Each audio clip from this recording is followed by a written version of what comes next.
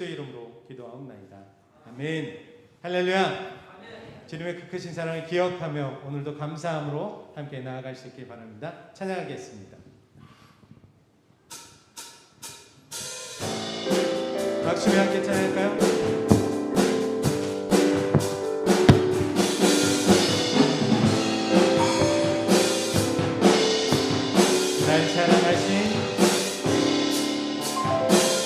날 사랑하신 주님의 그 사랑으로 내 안에 계신 예수님의 그 사랑으로 당신을 사랑합니다. 당신을 축복합니다. 한 번 더 날 사랑하신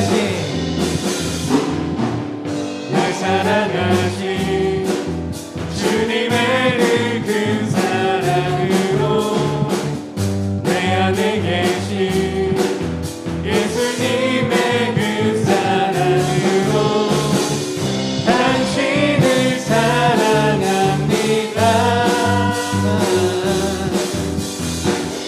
당신을 축복합니다. 나의 힘으로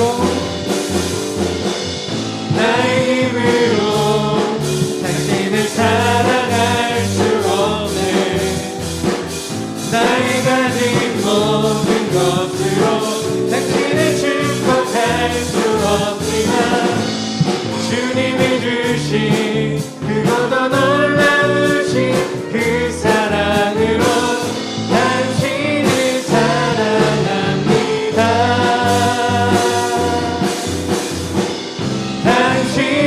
축복합니다. 나의 힘으로 당신을 사랑할 수 없네.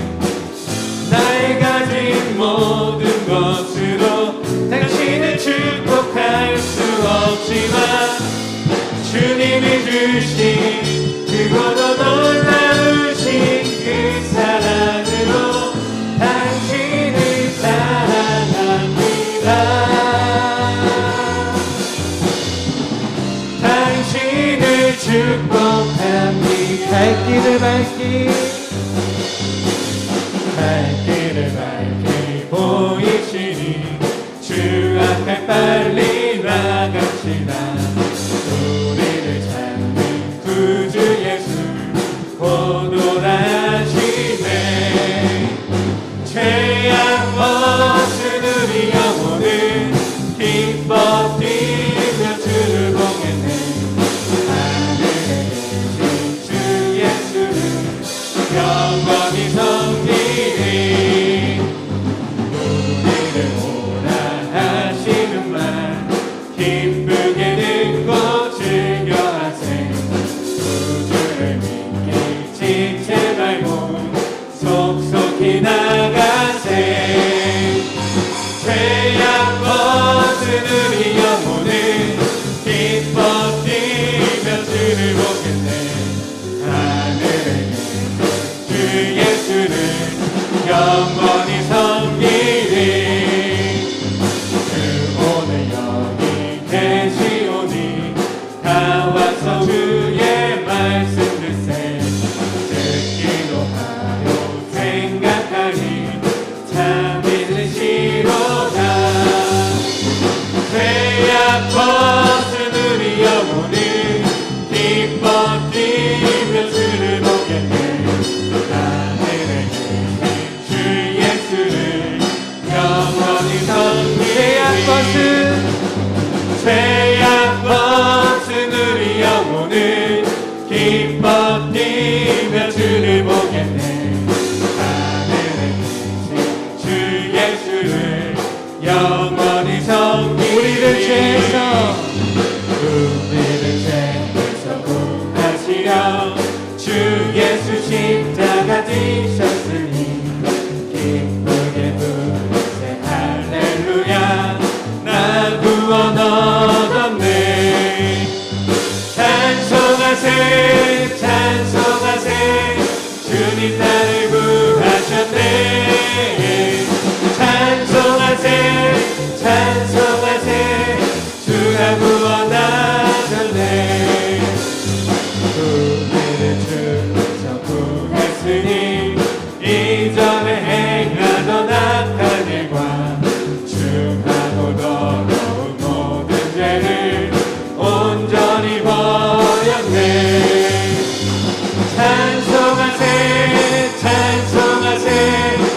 주님 나를 구하셨네. 찬송하세 찬송하세 주가 구원하. 우리가 이 세상 떠날 때에 예수의 손목을 굳게 잡고 영원히 즐거운 천국에서 주 함께 살겠네. 찬송하세 찬송하세 주님 나를 구하셨네. 찬송하세 찬송하세 주가 구원하. 찬송하세 찬송하세 찬송하세 주님 나를 구하셨네. 찬송하세 찬송하세 주가 구원하셨네.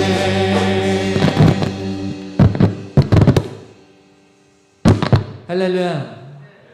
정말 우리의 삶 가운데 주님을 찬송하기 간절히 소망합니다. 오늘 이 예배 가운데 우리를 사랑하신 그 주님의 그 은혜를 기억하며 또한 감사하며 찬양하며 오늘도 나아갈 수 있기를 소망합니다. 오늘 이 시간 두 눈을 감고 함께 기도할 텐데요, 정말 우리를 사랑하신 주님의 그 큰 사랑, 죽기까지 사랑하신 그 사랑 우리가 다시 한번 경험하고 또한 힘들고 어려운 상황 가운데서도 나를 지켜주신 그 은혜를 기억하며 함께 주여 삼창하시는 통성으로 기도하겠습니다. 주여! 주여! 주여! 사랑하는 충만하신 하나님 아버지 감사합니다. 참으로 우리를 사랑하여 주사 우리를 불러주시고 또한 각자의 뜻 가운데 함께 모여 예배하게 하신 너무 감사합니다. 아버지의 귀하신 은혜를 기억하며 주님의 그 사랑을 기억하며 오늘도 주님께 나와 함께 모여 주를 예배하는 예배자를 세워주셨습니다. 주여 우리의 삶의 여정을 주님께서 모아주시다 하시옵소서. 우리의 삶 가운데 큰 죄와 다시 한번 제어하고 힘과 어려운 상황 가운데서 주님을 바라보고 주님을 위해 헌신하며 주님의 그 사랑을 전하며 그 사랑을 따라 행하는 삶이 되시게 주께서 역사하셨고 오늘도 우리를 구하시는 이 땅에 오신 그 주님을 기억하고 우리를 위해 그 앞길을 열어주신 그 주님을 기억하며 주님의 그 사랑 그 누구를 기억하며 나아가신 이 역사하셨고 아버지 하나님 바라봅니다. 주님의 그 큰 은혜 가운데 살아갈 수 있게 하시고 그 놀라우신 사랑 가운데 우리가 만나야 하시고 아버지 함께 하시옵소서. 주여 주님께 주님께 주님께 역사하시고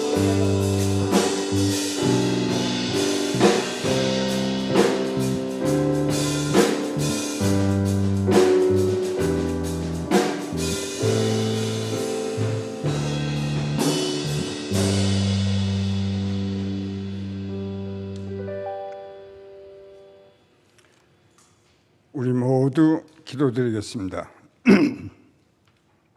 만복의 근원이 되시며 감사함으로 우리의 소원을 만족시켜 주시는 하나님 아버지, 말로 다 표현할 수 없는 주님의 사랑과 은혜에 경배와 찬양을 올려드립니다.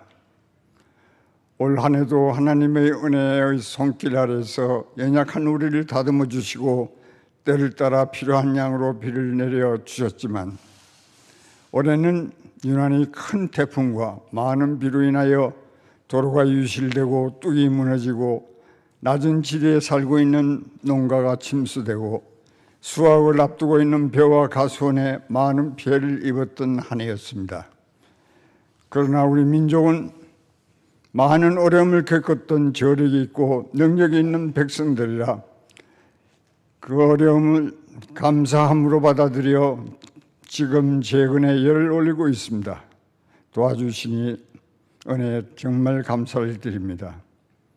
그리고 세계적으로 유행되고 있는 코로나19도 우리나라는 코로나 방역을 충실히 하여 세계에서 가장 확진자가 적은 나라로 인정받고 있으며 어려운 가운데 경제적인 균형도 잘 이루어 나가고 있습니다. 이 모든 어려움이 주님의 크신 은혜 가운데 이루어지게 해주시니 또한 감사를 드립니다. 이 시간에도 무거운 짐을 지고 고단한 삶을 살고 있는 성도가 있다면 그들을 위로하여 주시고 구원의 하나님께 늘 감사하며 더 나은 삶을 살 수 있게 도와주시옵소서. 앞으로 우리의 삶이 어렵거나 힘이 세할 때 우리를 떠나지 마옵시고 가정에서나 교회에서 기도드리는 곡마다 응답하여 주시고 보다 많은 축복으로 감사하며 살아가는 저희들의 삶이 될 수 있도록 축복하여 주시옵소서. 모든 말씀 예수님의 이름으로 감사하며 기도드렸습니다. 아멘.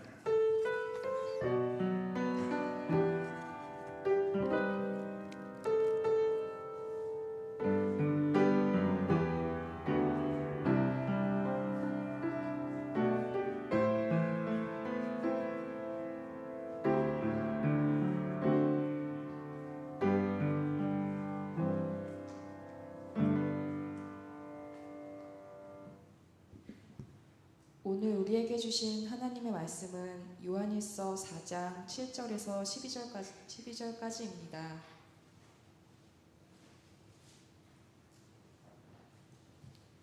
사랑하는 자들아, 우리가 서로 사랑하자. 사랑은 하나님께 속한 것이니 사랑하는 자마다 하나님으로부터 나서 하나님을 알고 사랑하지 아니하는 자는 하나님을 알지 못하나니 이는 하나님은 사랑이심이라. 하나님의 사랑이 우리에게 이렇게 나타난 바 되었으니 하나님이 자기의 독생자를 세상에 보내심은 그로 말미암아 우리를 살리려 하심이라. 사랑은 여기 있으니 우리가 하나님을 사랑한 것이 아니요 하나님이 우리를 사랑하사 우리 죄를 속하기 위하여 화목제물로 그 아들을 보내셨음이라. 사랑하는 자들아, 하나님이 이같이 우리를 사랑하셨은즉 우리도 서로 사랑하는 것이 마땅하도다. 어느 때나 하나님을 본 사람이 없으되 만일 우리가 서로 사랑하면 하나님이 우리 안에 거하시고 그의 사랑이 우리 안에 온전히 이루어지느니라. 아멘.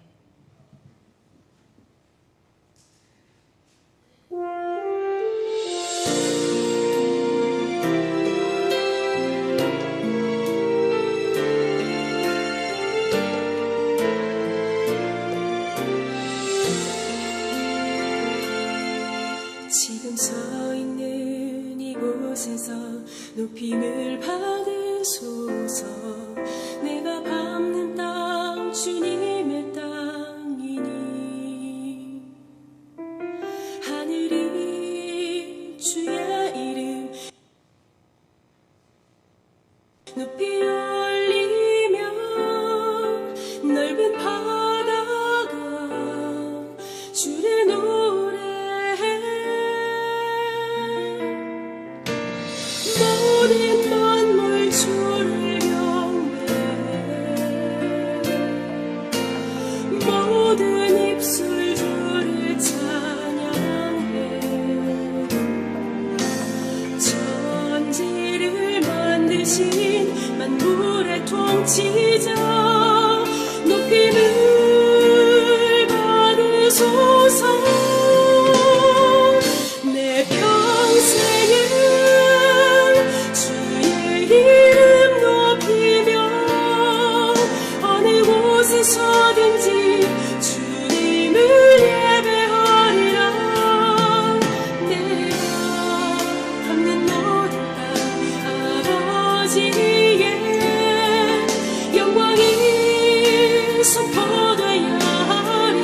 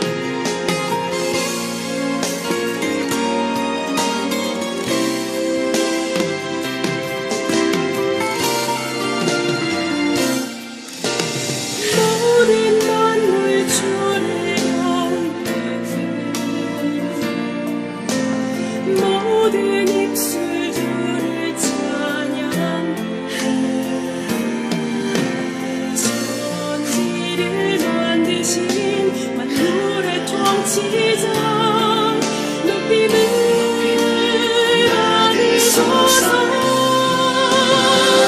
내 평생에 주의 이름 높이며 어느 곳에서든지 주님을 예배하리라. 내가 밟는 곳간 아버지의 영광이 선포되어야 하리. 찬양하며 주님을 예배할 때 하늘 가득한 주의 영광 보리라. 나를 통하여 나의 입술을 일하여 주의 이름 높임을 받으소서. 나를 통하여 나의 입술을 일하여 주의 이름 높임을 받으소서.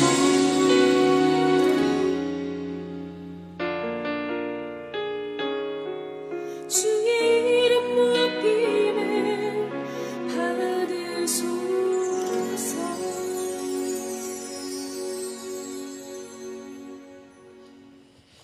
하나님께서 우리 집사님의 귀한 찬양을 받으신 줄로 믿습니다. 스튜디오까지 가셔서 이렇게 영상을 녹화하시고 녹음까지 하셨습니다. 우리가 이런 상황일지라도 범사에 감사하면서 삽시다. 추수감사주의를 우리가 이렇게 보내고 있는데 그래도 코로나19 상황이 조금은 진정이 되어서 아마 오늘 오후에는 방역 조치도 조금 더 완화해서 발표하지 않을까 싶습니다. 그나마 참 다행이죠. 잠시 방심하면 확진자 숫자가 조금 더 늘고 또 긴장하면 확진자 숫자가 좀 더 줄어들고 이러면서 당분간 가야 될 것 같습니다. 백신 주사를 놓고 또 확진자들에게는 또 내성이 생기겠죠. 그래서 집단 면역이 생기기 전까지는 우리가 계속해서 긴장하면서 지내야 됩니다. 그래도 우리가 건강과 신앙을 함께 잘 지켜나갈 수 있기를 바랍니다. 그래도 계속해서 긴장하면서 이렇게 살다 보니까 사람들이 턱하고 건드리면 터질 것 같은 그런 심리 상태를 가지고 살아가고 있는 것 같습니다. 그래서 누가 나를 건드리기만 해봐 하면서 필요 이상으로 폭발을 하죠. 그래서 우리 성도들이 이렇게 건강하게 그나마 마음의 건강으로 살 수 있는 것 바로 하나님의 사랑의 결과가 아닐까요? 지금이야말로 하나님의 사랑이 더욱더 필요한 그런 시대라 믿습니다. 그래서 5주 계획으로 주일과 수요일에 하나님은 사랑이시라 하는 주제로 가을 소나타를 진행할 것인데 이런 때를 반영한 것입니다. 지금이야말로 우리가 하나님 사랑, 이웃 사랑, 그리고 자기 사랑으로 살아야 할 때입니다. 성경적인 사랑을 배우고 그것을 실천할 기회로 삼으시기 바랍니다. 우리 예배실에 계신 성도 여러분, 또 애찬관, 또 예빗홀에 계신 성도 여러분, 또 가정에서 영상으로 예배드리는 성도 여러분 함께 이렇게 인사하실까요? 할렐루야, 서로 사랑합시다. 네. 갑작스럽게 5주 동안 가을 소나타 진행되는 동안에 갑작스럽게 또 코로나19 상황이 악화되지 않도록 그렇게 기도해 주시기 바랍니다. 1.5단계나 1단계 상황이 되고 그래서 규제가 풀리고 우리가 마스크를 쓰고 또 뭐 악수도 하지 않고 적절하게 거리를 두고 예배 드리면 안전하다 하는 것이 이제 여러 교회를 통해서 이제 밝혀졌어요. 집단으로 이렇게 감염이 생긴 그런 교회들을 보면 이런 수칙들을 무시하고 뭐 모이고 또 예배도 막 드리고 밥도 먹고 막 이런 교제도 하고 하면서 거기서 생긴 거지 거리를 두고 예배를 드리는 데서 생기지는 않았습니다. 또 무증상 상태에서 확진자가 이렇게 다녀갔어도 더 번지지 않고 그 안에 이제 가족끼리 정도 번지는 걸 보았습니다. 그래서 여러분 모두가 예배 수칙을 또 잘 지키면서 신앙도 잘 지켜갔으면 합니다. 우리 주제 본문이 담겨 있는 찬양을 드림으로 말씀을 시작하고자 합니다. 함께 사랑하는 자들아 우리 찬양하시겠습니다.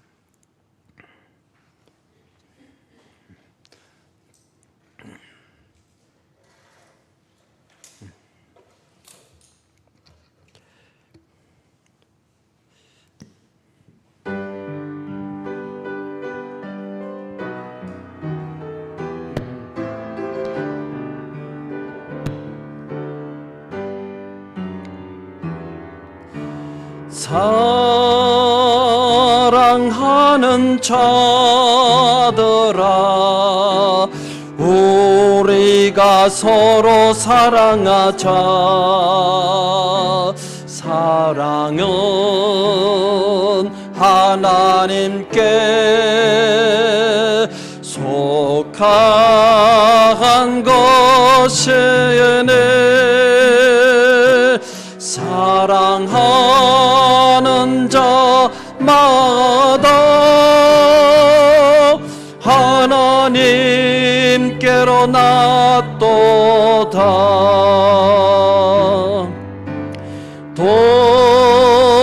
독생자를 세상에 보내심은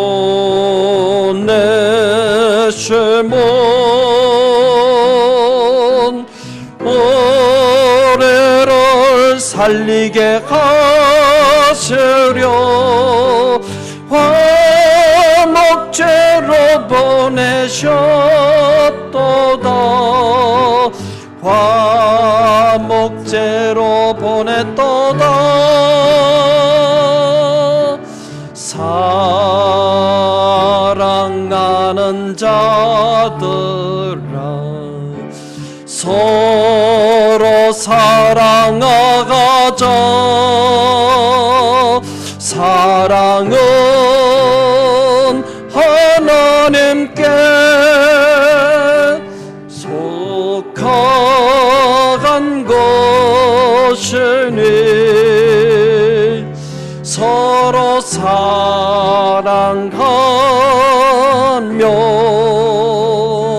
서로 사랑하면 주께서 우리 안에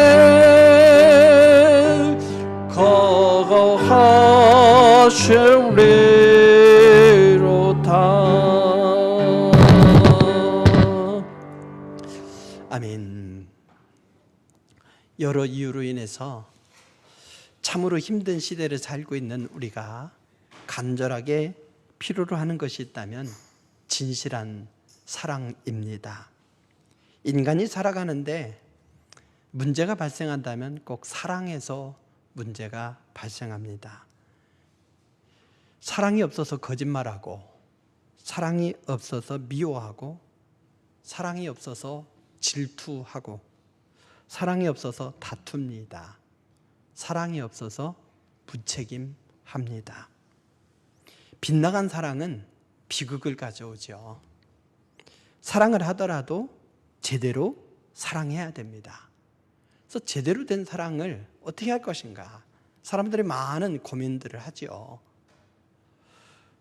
예일대학교 심리학 교수인 로버트 스턴버그라고 하는 분은 그 사랑에 대해서 이야기하면서 균형 잡힌 사랑을 이야기합니다. 세 가지 요소가 균형이 잡힐 때에 그것을 사랑이라 말할 수 있다는 거죠. 그 첫 번째가 뭐냐? 바로 친밀감이라고 하는 거예요. 친밀감.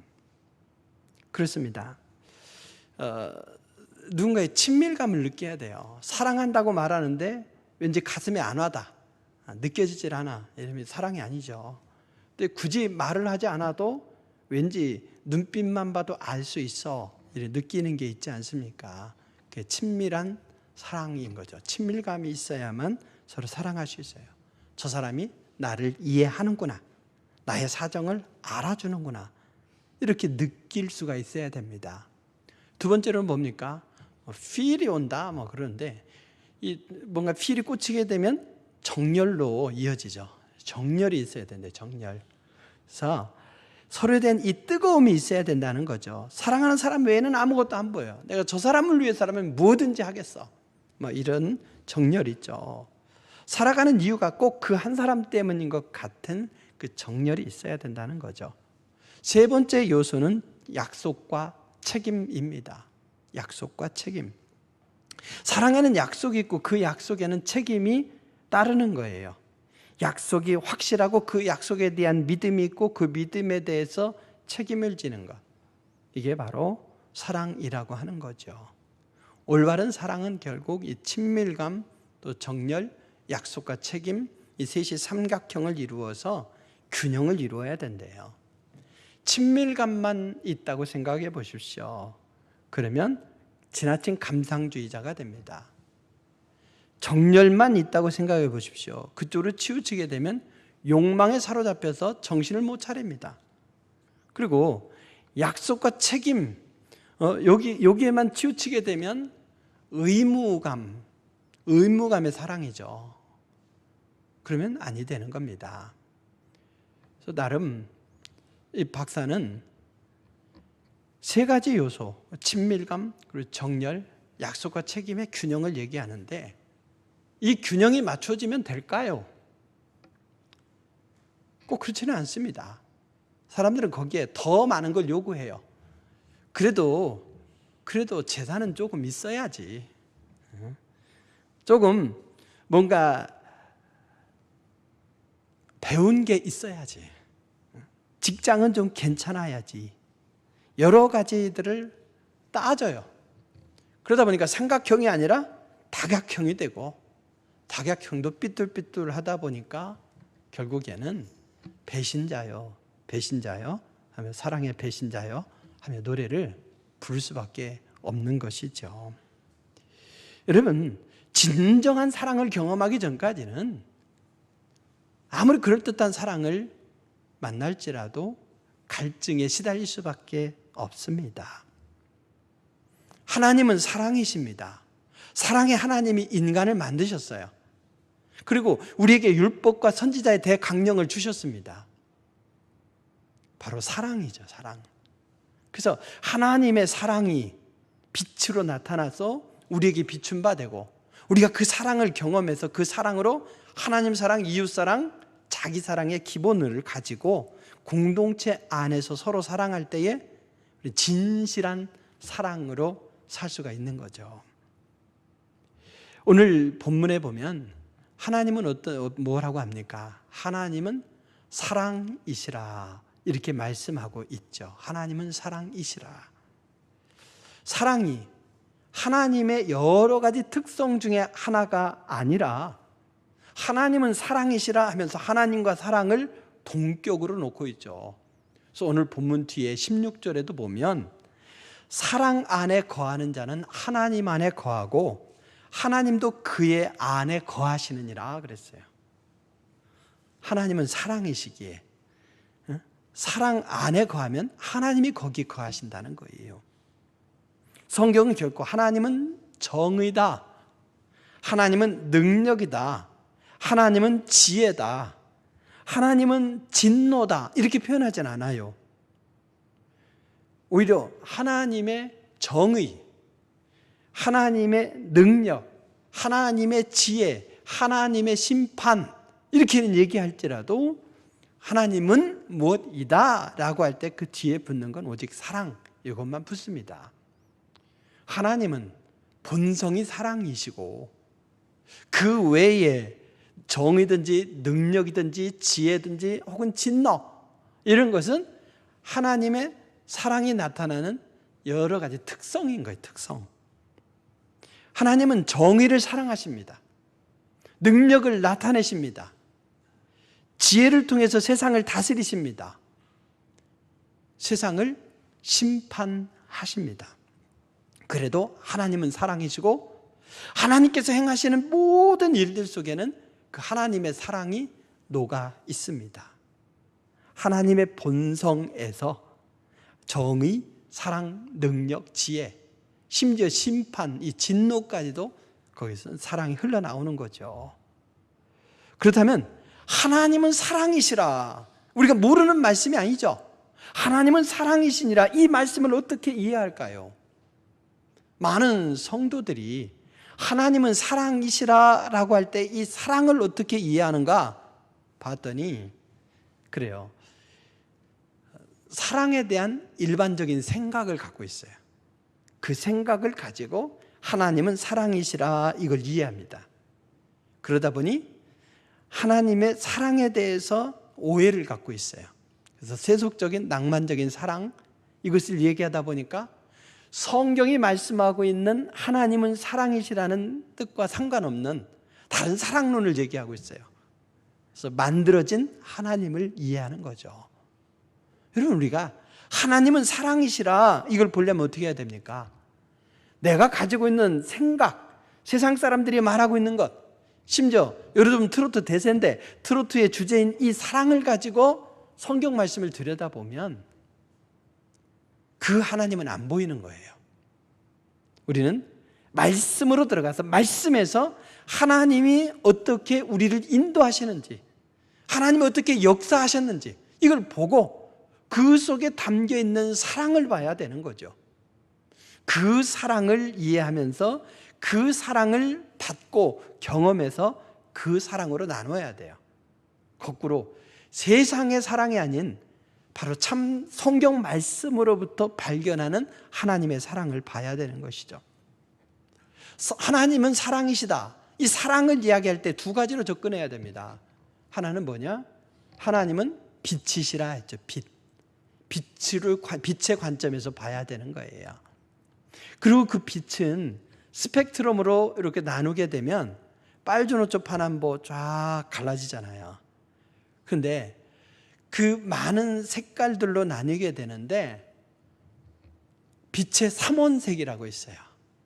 세 가지 색깔을 합치면 빛이 하얀색이 되는 거죠. 그게 뭡니까? RGB라고 해요. 그래서 모니터를 연결할 때 RGB 선으로 연결해요. RGB가 뭡니까? 레드, 그리고 그린, 블루, 이 세 가지죠. 삼원색.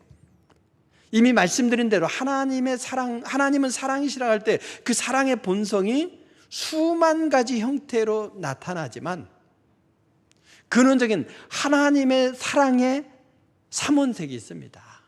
삼원색. 이 셋은 구분은 하되 나뉠 수 없는 거예요. 하나님은 사랑이시라 라고 할 때 우리 성경에서 말씀하시는 하나님의 이 사랑의 본질, 이것을 이해하려면 이 삼원색으로 들여다봐야 돼요. 삼원색이 뭐냐?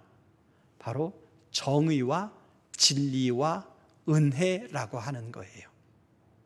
정의와 진리와 은혜. 성경 말씀에 보면 정의와 진리와 은혜, 이 셋이 함께 다니는 걸 볼 수 있습니다. 하나님에 대해서 말씀할 때에 이 세 가지가 함께 갑니다. 근데 이 우리말로 번역하면은 조금 다른 용어로 번역이 됐어요.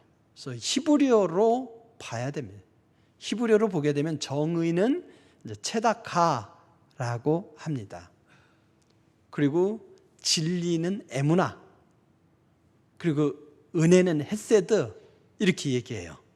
그래서 이 체다카와 에무나와 헤세드가 한 구절 안에 같이 들어간 말씀들이 상당히 많이 있어요. 이걸 찾으면 되죠. 화면을 넘겨주세요. 보면 뭐 있냐 하면 이거죠. 시편에서만 찾아봅시다. 우리말로는 약간씩 달라요. 그래서 거기에 히브리어를 넣어드렸어요. 시편 33편 4절 5절 같이 봉독합니다. 하나님의 말씀은 정직하며 그가 행하시는 일은 다 진실하시도다. 그는 공의와 정의를 사랑하시며 세상에는 여호와의 인자하심이 충만하도다. 그래서 이 세 가지, 바로 정의, 진리, 은혜가 같이 가는 거죠. 시편 36편 5절 6절도 봅니다. 같이 봉독합니다. 여호와여, 주의 인자하심이 하늘에 있고 주의 진실하심이 공중에 사무쳤으며 주의 의는 하나님의 산들과 같고 주의 심판은 큰 바다와 같으니이다. 여호와여, 주는 사람과 짐승을 구하여 주시나이다. 아멘. 시편 88편 11절 12절 말씀입니다. 시작. 주의 인자하심을 무덤에서 주의 성실하심을 멸망 중에서 선포할 수 있으리까? 흑암 중에서 주의 기적과 이즘의 땅에서 주의 공의를 알 수 있으리까? 시편 119편 75절 76절 하나만 더 봉독합니다. 여호와여, 내가 알거니와 주의 심판은 의로우시고 주께서 나를 괴롭게 하시면 성실하심 때문이다. 구하오니 주의 종에게 하신 말씀대로 주의 인자하심이 나의 위안이 되게 하시며. 아멘. 모니터에 그 수만 가지 색깔이 RGB 셋을 통해서 나타난다면 하나님의 사랑이 우리에게 수만 가지 모양 색깔로 나타나는데 근원적으로는 정의, 진리, 은혜 이 세 가지가 조합해서 수만 가지 형태로 나타나는 거예요. 그리고 빛을 받은 우리는 그 빛을 또 발해야죠. 그래서 주님은 우리로 하여금 너희는 세상의 빛이라 하셨어요. 예수님 자신이 세상의 빛이라고 하셨고 우리로 하여금 세상의 빛이라고 하시면서 세 가지 이 삼원색을 통해서 수만 가지 형태로 사랑하는 삶을 살라 이렇게 말씀하는 거죠. 세 가지가 균형을 이룬 삶을 살아야 됩니다. 그러면 정의, 진리, 은혜라고 할 때 이 정의는 뭘까요? 사랑의 세 가지 요소 중에 하나인 이 정의.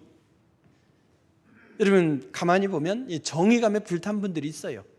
그래서 누가 잘못된 걸 보면 가만히 있을 수가 없어요. 어떻게든 가서 고쳐줘야 돼. 마스크를 어떻게 써요? 여기다 쓰면은 뭐예요? 마스크를 부적으로 하는 사람이라 했죠. 마스크를 부적으로 하는 사람. 여기 입까지만 쓰면은 과학은 알되 제대로 이해하지 못하는 사람. 마스크를 여기까지 제대로 쓰면 뭐예요? 과학을 신뢰하는 사람. 이런 식으로 과학의 이름으로 구분을 하는데 어떤 사람이 마스크를 안 쓰고 버스를 탔어요. 그러면 여러분 나는 지적하겠다 한번 손 들어보세요. 그거 가만히 못 참는다. 대다수는 그럴 거예요. 아이, 저 사람 마스크도 안 쓰고 타다니 속으로. 그리고 어떤 사람은 가서 지적해요. 어떻게? 속으로만. 속으로만 지적해요.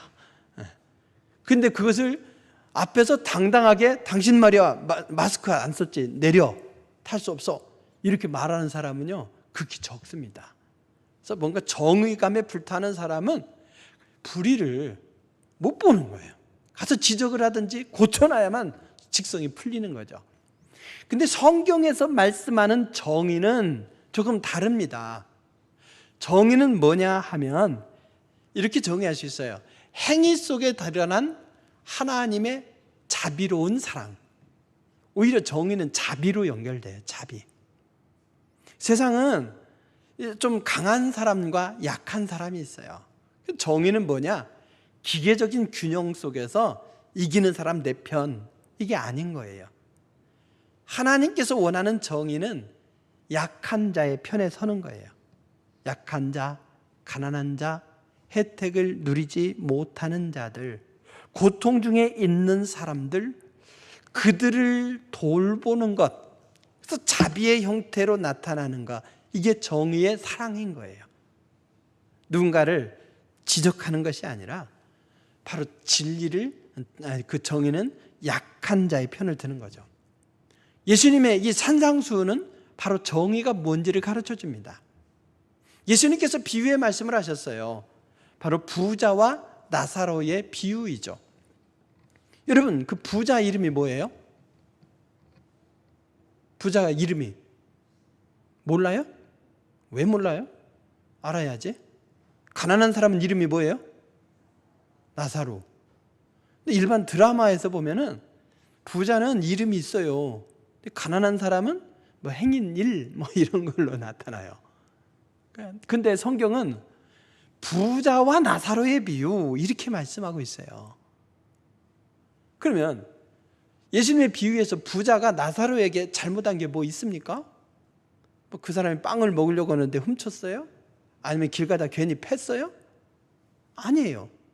근데 부자가 잘못했대요. 무슨 잘못입니까? 거기에 옆에 있는 가난한 나사로를 외면했다는 거죠. 그가 나사로를 살리느라고 가난한 자가 될 필요는 없어요. 그럼 할 수 있는 것으로 그를 돌보는 것, 연약한 영혼을 돌보는 것, 바로 이것이 정의라고 하는 겁니다. 정의는 개인에게뿐 아니라 그런 불평등을 만들어내는 사회 구조까지도 연결되는 것이 바로 성경 말씀입니다. 성경 인물 중에서 이 정의의 요소를 대변할 수 있는 인물이라면 야고보를 들 수 있습니다. 예수님의 형제인 이 야고보, 그는 정말 신실한 모습으로 살았습니다. 날마다 성전을 찾아서 하나님 앞에 기도했는데 무릎이 굳은 살이 박혀서 낙타무릎 같이 됐대요. 그래서 야고보의 별명은 낙타무릎입니다. 그뿐 아니라 그는 가난한 사람들, 고통 중에 있는 사람들을 위해서 얼마나 기도했는지 모릅니다.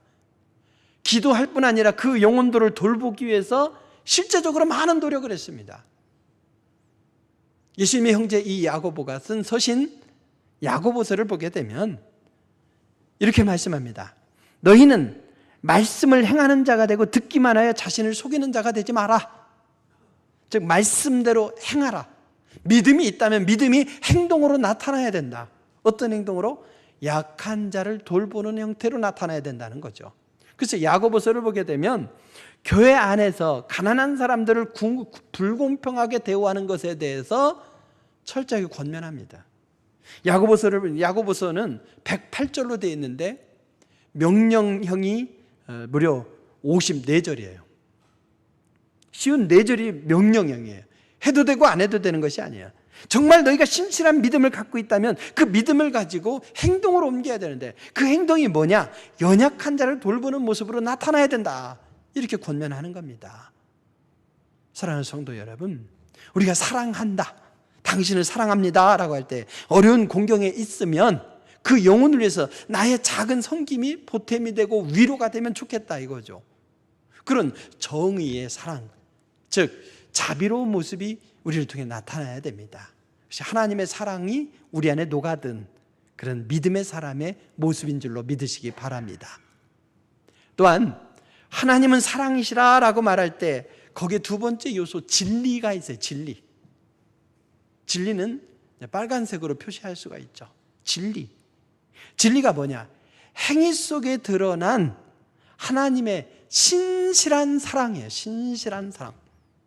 진리라고 말할 때 이건 두 가지 면에서 생각할 수 있습니다. 진리의 뜻은 사실은 베일을 벗긴다 이 뜻이에요. 감춰진 것, 이것을 드러낸다 이거예요. 사람들은 포장하길 좋아해요. 그래서 화장도 변장 수준으로 해. 그러면 화장한 사람과 화장하지 않은 사람이 동일 인물인가? 헷갈릴 때도 있잖아요. 형광등 미인도 있어요. 심지어 고기도 어떻게 합니까? 정육점에 가면 고기를 이렇게 전시해 놨어요. 그 불빛은 어떤 색깔이에요? 붉으스름한 색깔이죠. 막 그 고기는 굉장히 싱싱해 보이고 먹음직스러워요. 그 자리에서라도 막 먹을 것 같아요. 그렇게 포장하고 가리고 한 것들을 있는 그대로 적나라하게 드러내는 거죠. 우리를 적나라하게 드러낸다면 어떨까요? 부끄러운 모습이겠죠. 영국에서 사회 고위층들에게 전보를 보냈대요. 모든 것이 발각됐다, 도망가라 했더니 다 도망가더래요. 좀 어느 정도 감춰지고 신비감이 있으니까, 그러니까 우리가 사는 거 아니겠습니까? 근데 그것을 다 드러내는 것이 진리라고 하는 거예요. 빛의 속성이 그걸 다 드러내는 거잖아요. 빛을 비추면 다 드러나는 거예요. 대신에 그걸 통해서 정죄하고 비난하는 것이 아니라 고통스럽더라도 그것을 드러내서 그 진리와 직면하는 거죠. 그 진리라고 하는 것은 이렇게 드러내는 속성이 있고, 또 하나는 뭐냐면 신실한 사랑이라고 했잖아요. 신실과 통하는 거예요. 진리는 믿음이라고 하는 이 말과 충성이라고 하는 이 말과 신실하다 이 말은 헬라어로 같은 말이에요. 진리는 신실함으로 통합니다. 신실함으로. 그래서 진리를 보여줄 수 있고 진리를 말할 수 있고 진리를 가르칠 수 있지만 더 중요한 건 뭡니까? 진리를 살아내는 거죠. 남에게 뭔가를 지적하고 그의 문제들을 드러내면 나는 의로운 줄 알아요. 아닙니다. 나의 모습을 직면하고 드러내면서 진리를 살아내는 것이 중요한 것이죠. 진리의 실질적인 모델은 요한이라고 볼 수 있습니다. 요한. 그는 사실 부드럽고 관대하고 친절한 모습이죠. 근데 실제로는 그렇지 않아요. 예수님께서 이 요한의 별명을 붙여주셨는데 뭐라고 붙여주셨냐?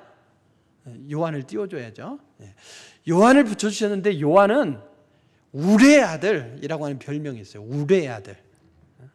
아주 직선적이고 저돌적이에요. 저돌적이에요. 요한복음 8장에 보면 유대인들을 가리켜서 마귀의 자녀라고 했어요. 그리고 요한복음 9장에 보게 되면 바리새인들을 영적인 맹인이라고 고소하고 있습니다. 그리고 또 요한복음 10장에 보게 되면 먼저 온 자를 절도와 강도 이렇게 표현했어요. 얼마나 거친 단어들입니까? 거짓말을 가르치는 자들에 대한 요한의 충고는 아주 단호합니다. 요한이서 1장 10절 11절을 보면 이렇게 말씀해요. 누구든지 이 교훈을 가지지 않고 너희에게 나아가거든 그를 집에 들이지도 말고 인사하지도 말라. 그에게 인사하는 자는 그 악한 일에 참여하는 자다. 인사도 못하게 해요. 누가 참여한대요? 근데 인사를 하면 이미 그 악한 일에 참여하는 거라고 얘기합니다. 요한은 끊임없이 행함을 강조하되 거침없는 진리를 사수하게 한 행동을 하는 거예요. 한 번은 이교도인 케린스라고 하는 사람이 있는데 케린스가 공중 목욕탕을 찾았대요. 근데 요한이 케린스가 이 목욕탕을 찾았다는 소리를 듣고는 황급히 그 목욕탕으로부터 나와버렸다는 거예요. 초대교회 역사가 유세비우스는 이야기하기를 요한은 진리의 척과 한 지붕 아래 있는 것 이것을 견디지 못했다고 이야기합니다. 그렇다면 요한의 이 부드러운 이미지는 어디서 나왔겠습니까? 요한 서신을 보게 되면 그 어느 성경책보다도 사랑에 대해서 가장 많이 이야기하고 있죠. 내가 내 자녀들이 진리 안에 행한담을 듣는 것보다 더 기쁜 일이 없도다. 바로 요한은 사랑을 이야기하되 진리와 연결되는 사랑을 이야기해요. 만일 우리가 하나님과 사귐이 있다고 어둠에 행하면 거짓말을 하고 진리를 행하지 아니함이거니와 사랑과 진리를 얘기합니다. 요한은 교회를 크게 위협하는 것이 바로 이단이라고 봤어요. 이단의 결말이 사람들의 삶을 완전히 파괴하는 것으로 본 거죠. 그래서 이단에 대해서 동정적인 자세를 취하면 결국에는 이단에 의해서 파괴되는 가정들만 많을 뿐이다 이거죠. 그래서 이단에 대해서 단호하게 대처하는 것이 우리 성도들을 진실로 사랑하는 거라 이걸 알았던 거예요. 그래서 진리에 근거한 사랑, 신실한 사랑, 이 사랑으로 살았던 것이 사도 요한입니다. 성도는 하나님의 사랑의 중요한 요소인 이 진리를 살아야 됩니다. 그래서 내 안에 감추인 것, 주님의 참된 빛 아래서 그것을 들추어내고 그것을 주님 앞에 회개함으로 빛의 삶을 살아야 됩니다. 그러면서 하나님의 말씀으로 현실을 비추면서 하나님 앞에서 신실한 종, 충성된 종으로 살아가시길 주의 이름으로 축원드립니다. 이것이 진리의 사랑입니다. 근데 정의와 진리만 있으면 세상은 또 사랑이라고 말하지만 굉장히 삭막할 거예요. 여기에 더해야 될 사랑의 요소가 바로 은혜입니다. 은혜를 다른 말로 표현하면 바로 행위 속에 드러난 하나님의 수용하는 사랑 이렇게 표현할 수 있습니다. 진리가 사람들의 베일을 벗겨버리고 그의 존재를 드러내는 걸 요구한다면 은혜는 자신의 존엄성, 신비와 부끄러움을 숨기려고 할 때에 그 베일들을 존중해 주는 거예요. 우리 교회는 기둥이 없잖아요. 근데 새 성전을 지으면 뒤쪽에 큰 기둥을 한두 개 정도는 이렇게 만들까 싶어요. 세상에서 죄를 범하는 이 남편들이, 많은 죄를 범하는 남편들이 아내의 권고, 주변의 권고, 또 마음의 감동으로 교회를 오게 되면 이 앞자리에 앉을까요? 그렇지 않아요. 지은 죄가 있으니까 스스로 내 죄를 내가 알렸다 마음에 꽂히는 거예요. 그럼 어디로 갑니까? 기둥 뒤에 숨습니다. 그래서 설교하면서 그 기둥 뒤에 숨지 말고 나와요! 이러면 다음 주에 안 나올 거예요. 그냥 그걸 수용하는 거지. 있는 그대로. 때가 되면 알아서 기어 나오겠지. 이러고 그걸 기다려 주고 용납하는 거예요. 그러면 조금 이제 회개가 되면 점점 기둥 옆으로 조금씩 나와요. 그걸 기다려주고 수용하는 사랑인 것이죠. 카리스라고 하는 이 말, 은혜를 이제 헬라어로 카리스라고 하는데, 이 말은 영어의 차밍이라는 말하고 같은 말이에요. 그 어원이 같아요. 차밍, 즉 매혹적이고 매력적인 이 말이에요. 즉 카리스, 은혜는 온화함, 수용, 기쁨을 발산하는 매력적인 태도인 거죠. 은혜에 대한 성경적인 개념은 정의의 일반적인 뜻과 좀 반대되는 요소이기도 합니다. 잃은 아들을 찾고 기뻐하는 아버지의 비유를 보십시오. 큰아들은 아버지를 떠나지 않았어요. 마음 아프게 하지 않았어요. 충성되게 열심히 일했습니다. 근데 아버지는 어떻습니까? 그 큰아들을 위해서는 염소 한 마리 안 잡아주고 아버지의 재산을 절반을 뚝 떼서 가서 탕진하고 돌아온 이 탕자를 위해서는 잔치를 베풀어 주잖아요. 큰아들이 볼 때 못마땅해. 그 잔치 오는데 참여 안 합니다. 그냥 들에 가서 일해요. 아버지한테 반항하지 않습니까? 여러분, 높은 도덕적인 기준을 위해 살기도 하고 죽기도 하는 사람 있죠. 그가 볼 때 이 은혜의 원리는 견딜 수 없는 고통을 줍니다. 하지만 은혜는 수용입니다. 예수님은 7번씩 70번이라도 용서하라며 무한의 용서를 말씀하셨습니다. 수용은 단지 인내하는 것이 아니다. 무조건적으로 포용하고 그의 성숙을 돕는 걸 말합니다. 은혜의 대표적인 인물 하면 누굴까요? 바로 사도 바울입니다. 그는 은혜가 아니었으면 주님을 믿지도 못하고 사도로 쓰임받지도 못했겠죠. 그래서 그는 하나님의 은혜 이걸 늘 달고 살았어요. 그가 서신서를 쓸 때에도 1절에는 꼭 은혜를 썼어요. 1절이 아니면 늦어도 2절에 은혜가 나옵니다. 은혜. 자신의 존재에 대해서 가장 잘 표현한 말씀이 고린도전서 15장에 나오는데 이렇게 말씀합니다. 나는 사도 중에 가장 작은 자라. 나는 하나님의 교회를 박해하였으므로 사도라 칭함받기를 감당하지 못할 자니라. 그러나 내가 나 된 것은 하나님의 은혜로 된 것이니 내게 주신 그의 은혜가 헛되지 아니하여 내가 모든 사도보다 더 많이 수고하였으나 내가 한 것이 아니요 오직 나와 함께 하신 하나님의 은혜로다. 내가 나 된 것은 다 하나님의 은혜라고 고백하고 있지 않습니까? 은혜는 하나님의 무조건적인 사랑의 표현이고 그 은혜에 사랑이 있었기 때문에 오늘 내가 목숨도 붙이고 있고 주님도 고백하고 있고 주님의 일꾼으로 쓰임받는다 이 말인 거죠.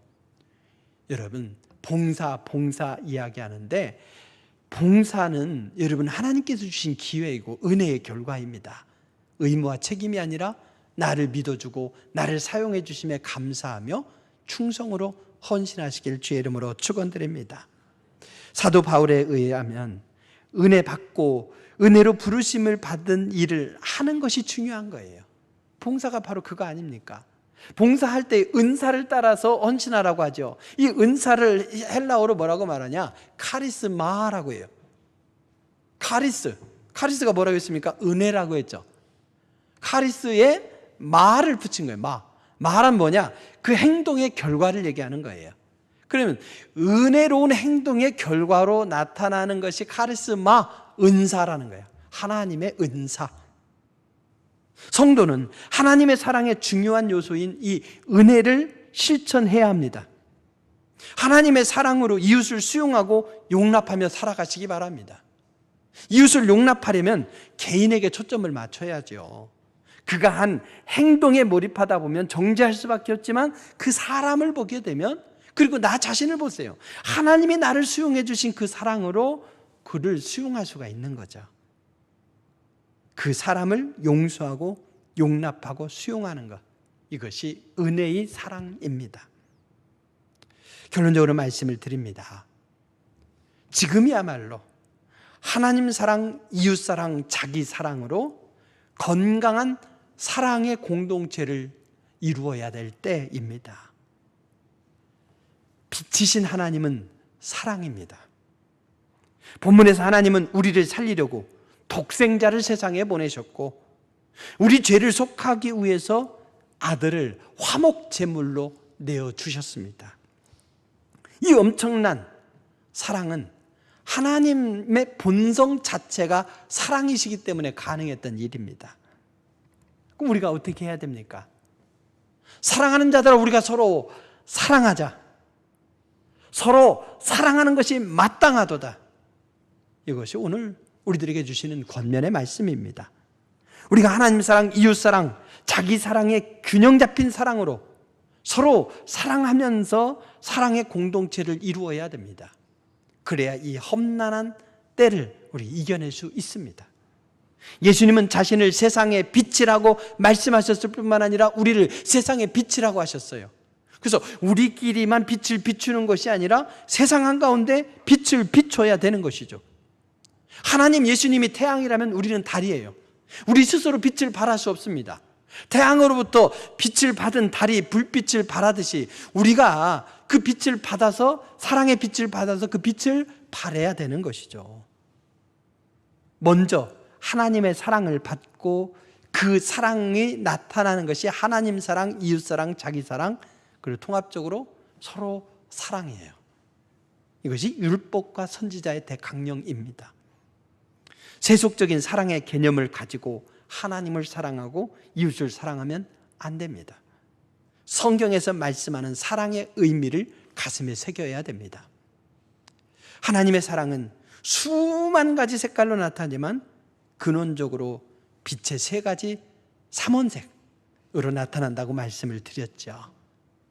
하나님의 본성인 이 사랑을 스펙트럼으로 분해하면 세 가지 요소를 봅니다. 하나님의 자비로운 사랑인 정의, 하나님의 신실한 사랑인 진리, 하나님의 수용하는 사랑인 은혜, 이 세 가지가 나타나는 거죠. 여러분, 그런데 이 균형을 이루어야 돼요. 처음에 말씀을 드린 대로 균형을 이루어야 돼요. 프린터를 통해서 예쁜 사진을 뽑으려고 그래요. 근데 여러분, 그렇게 하려다가 그 잉크 중에 한 가지 색깔이 빠진 걸 보았을 거예요. 때로는 노란색이 빠진 것, 때로는 빨간색이 빠진 것, 때로는 초록색이 그 파란색이죠. 파란색이 빠진 걸 보았을 거예요. 빠지면 색깔이 이상해져요. 어느 목사님 댁 갔더니 TV가 아주 좋아요. 좋은데 보니까 노란색에 문제가 있어요. 노란색. 그러니까 사람의 피부나 이런 것들이 아주 이상한 모양으로 나타나더라고요. 어느 한 색이 빠지면 그런 거죠. 그래서 우리는 균형을 이루어야 됩니다. 초록색, 빨간색, 파란색, 이 세 가지 균형을 이룰 때에, 색깔이 균형을 이룰 때에 온전한 색깔이 이렇게 표현이 되는 거죠. 그래서 초록색의 정의, 빨간색의 진리, 파란색의 은혜, 이것이 균형이 잡힐 때에, 하나님의 사랑의 이 세 가지 요소가 균형이 잡혀서 우리를 통해 나타날 때에 제대로 된 빛을 발할 수 있습니다. 전에 말씀을 드렸죠. 빛은 크게 세 가지 역할을 해요. 하나는 뭐냐? 빛은 치료하는 역할을 합니다. 빛은 또 뭐예요? 따뜻하게 하죠. 빛은 생명체를 자라게 합니다. 빛이신 하나님의 사랑이 우리를 통해서 세상의 빛으로 온전한 사랑의 모습으로 나타나게 될 때에 우선은 공동체 안에서, 그리고 이웃들에게 그 상처 입은 그 마음과 그 영혼이 치료함을 얻게 되고, 삭막하고 강팍한 그 마음이 따뜻한 마음이 되고, 그들의 신앙과 인격도 성숙하는 역사가 나타날 줄로 믿습니다. 우리 모두가 서로 사랑하면서 하나님의 본성인 하나님의 사랑의 빛을 온전히 경험합시다. 그러면서 그 빛을 비춥시다. 그러면 우리 교회에 속한 우리 성도들이 상처를 치유받아 건강을 회복하고 따뜻한 위로를 경험하고 신앙도 자라는 놀라운 역사를 경험하게 될 줄로 믿습니다. 험난한 세상을 넉넉하게 이기고도 남을 줄로 믿습니다. 수요일 저녁에는 사랑의 열매에 대해서 말씀을 드리고, 계속되는 가을 소나타를 통해서 하나님의 사랑을 사는 구체적인 삶의 내용으로 사랑의 요돌까지 열매에 대해서 말씀을 드리겠습니다. 계속되는 말씀 속에서 우리가 온전한 사랑을 경험하고 그 사랑하는 삶을 살아감으로써 사랑이 넘치는 그런 우리 교회 신앙 공동체를 이루어가고, 이를 통해 험난한 때를 이겨나갈 수 있길 바랍니다. 기도하시겠습니다. 귀하신 아버지 하나님, 우리가 교회 안에서 서로 사랑한다고 말하는데 서로 많은 상처를 주게 되고, 또 회복과 치유가 아닌 갈등으로 살아가는 모습들을 보게 됩니다. 정말 이 힘든 때를 우리가 살아가야 될 텐데 하나님의 온전하신 사랑을 경험하기를 원하옵나이다. 그 사랑으로 사랑하기를 원하옵나이다. 우리가 하나님의 사랑을 잘 이해하고 그 사랑을 살아내는 성숙한 우리의 모습 되기를 원하오며 예수님의 이름으로 기도드립니다. 아멘. 304장 찬송하시겠습니다.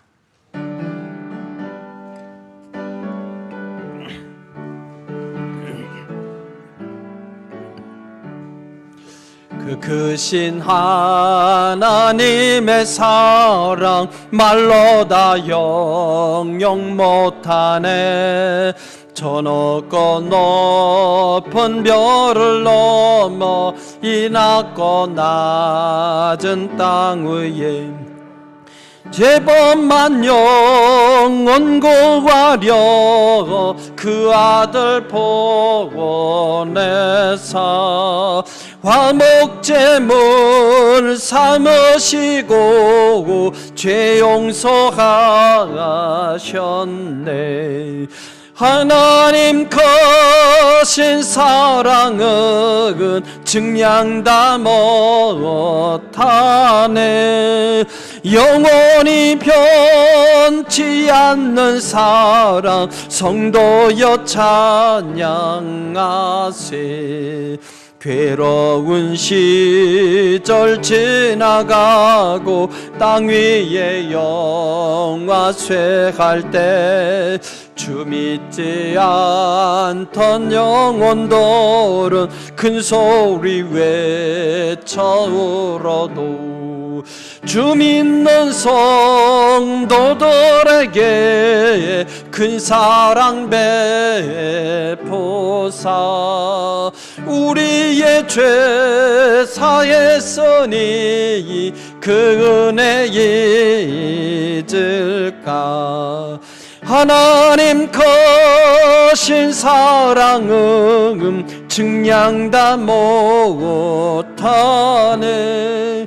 영원히 변치 않는 사랑 성도여 찬양하세. 하늘을 두루마리 삼고 바다를 먹물 삼아도 한없는 하나님의 사랑 다 기록할 수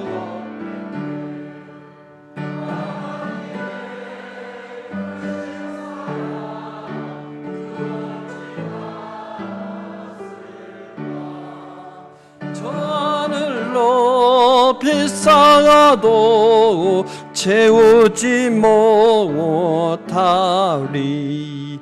하나님 크신 사랑은 증량 다 못하네.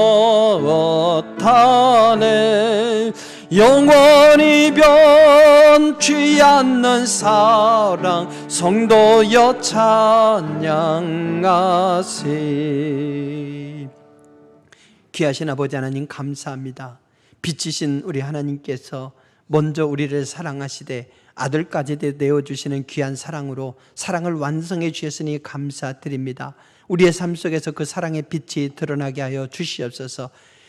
정의와 진리와 은혜가 균형을 이루어서 다양한 색깔들로 이 세상을 아버지 하나님 치유하게 하시고 따뜻하게 하여 주시옵시고 우리 신앙을 성숙을 인격의 성숙을 도모하는 우리 모두가 되게 하여 주시옵소서. 넉넉한 사랑을 경험하여 그에 감사하면서 귀한 예물 드리옵나이다. 예물과 이 속에 담겨있는 우리의 사랑하는 삶의 내용들을 하나하나 받아주시고 영광 받아주시옵소서. 누르근대로 차고 넘치는 축복으로 역사하시사 만배의 축복을 누리며 더 많은 감사로 살아갈 수 있도록 인도하여 주시옵소서. 귀한 예물 받으심에 감사드리며 예수님의 이름으로 기도드립니다. 아멘. 교회 소식 말씀드립니다. 우리 갑작스럽게 우리 강상진 장로님께서 하나님의 부르심을 받으셔서 모두가 충격을 받았는데 그래도 마지막 참 아름다운 죽음을 맞이하셨습니다. 그래서 슬프지만 또 우리가 또 기쁨 가운데 보내드릴 수 있었습니다. 우리 이영렬 권사님 또 그 가족들 함께 오늘 감사하는 마음으로 예배에 참여하셨습니다. 모두가 하늘 소망으로 건강하게 사실 수 있도록 인사할 때 한번 박수 부탁드립니다. 화면으로도 좀 보여주시고요. 한번 잠깐 일어나 보실까요? 예, 우리 격려와 위로의 박수 한번 부탁드립니다. 앉으시고요. 오늘은 우리 교회가 추석 다음 주일 이렇게 추수감사주일로 지키죠. 찬양제도 하고 여러 가지를 해야 되지만 상황이니만큼 다 생략하고 떡만 좀 준비했습니다. 집에 계신 분들은 시장에서 사서 드시길 바랍니다. 죄송합니다. 교회 오신 일부 오신 분들은 다 나눠야 되지만 뭐 일부 오신 분들끼리만 나눠서 좀 드실게요. 그래서 또 드신 분들한테 사달라고 하셔도 될 거예요. 집에서 예배 드린 분들은 교회 오셔서 떡 받은 분들한테 너만 먹냐? 내 것도 사줘라 이러면 여러분들은 의무감으로 기쁨으로 사주시기 바랍니다. 또 애찬관 또 예비톨에서 예배 드리는 분들도 앞쪽으로 나오셔서 로비에서 떡을 받으시고 또 인사도 나누시기 바랍니다. 물론 악수 이런 것은 우리가 서로 조심해야 되니까 금지하시고 얼굴 눈 인사로 훨씬 진하게 인사를 나누시기 바랍니다. 그러면서 지금까지 비상 상황에도 불구하고 이만큼 지켜주신 하나님께 감사하는 계절로 보내시기 바랍니다. 가을 소나타를 어떻게 해야 될까 참 고민했어요.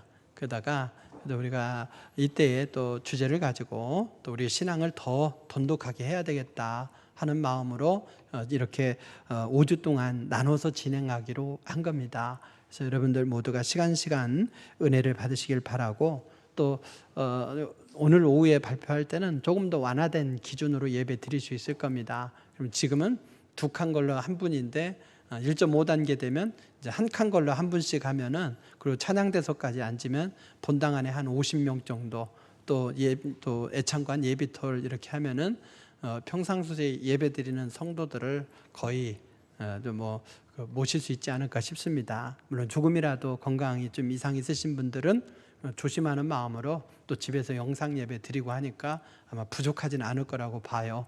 우리가 준비한 대로 꼭 오시더라고요. 약속한 건 아닌데 참 희한하게 넘치면 어떻게 하는가 하는데 또 딱 준비한 대로 오셔요. 우리 성도들이 참 성숙했다 싶은데 수요일도 그렇게 금주 수요일부터 오실 수 있으리라 그렇게 생각합니다. 물론 아마 1.1단계 되기까지는 차량 운행은 우리가 못하지만 그래도 여러 편으로 그리고 개별적으로 차량이 없어서 못 오신다 그러면 그 코스를 도는 건 아니지만 모시러 갈 테니까 부담 갖지 마시고 부목사님이나 우리 그 장자노님께 전화를 주시면 되겠습니다. 그럼 모셔오도록 하겠습니다. 그렇게 해서 가을 소나타 동안 우리의 삶이 조금 더 성숙할 수 있게 되길 바랍니다. 그 가을 대신방은 마지막 목장으로 16일에 에베네셀 목장 가족 예배 드리겠습니다. 그리고 금주 성전은 기도원에서 청소해 주시길 바라고, 식사를 나누지 못하지만 금주 식사는 김부재 집사님, 커피는 김순자 권사님, 서일란 집사님께서 섬겨주십니다. 감사드립니다. 기도하시겠습니다. 지금은 우리 주 예수 그리스도의 한없는 은혜와 하나님 아버지의 극진하신 사랑하심과 성령님의 교통하심이 진실하신 하나님의 사랑을 경험하고 그 사랑을 나누면서 세상을 치유하고 또 삭막한 영혼들을 따뜻하게 하고 또한 신앙의 성숙을 도모하면서 살아가기로 소망하고 결단하는 귀한 영혼들과 삶의 여정 위에 지금으로부터 영원토록 함께하옵시기를 간절히 축원하옵나이다. 아멘.